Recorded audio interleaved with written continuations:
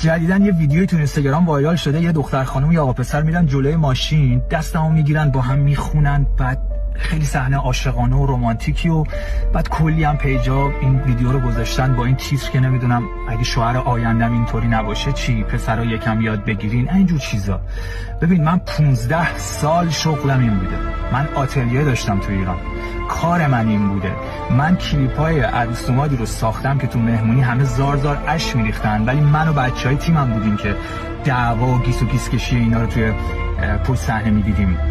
من عروس اوماده داشتم که توی باغ همدیگر جر میدادن روز عروسی تا خود تالار قهر بودن. بعد موقع رقص تانگو برای این که یه وقت ضایع نباشه، یه وقت کسی نفهمه، عروس بغضی میشد، داماد وای من میمیرم برات، همم زار زار اشک.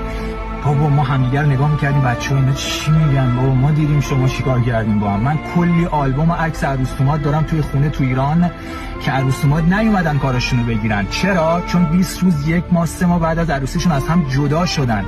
بابا کل زندگی عاشقانه و عاطفی خودتون رو با 30 ثانیه ویدیویی که از قبل برنامه‌ریزی شده رو مقایسه نکنید. به خدا اینا واقعی نیست. اگرم باشه 10% واقعیه. کل زندگی اون نیست.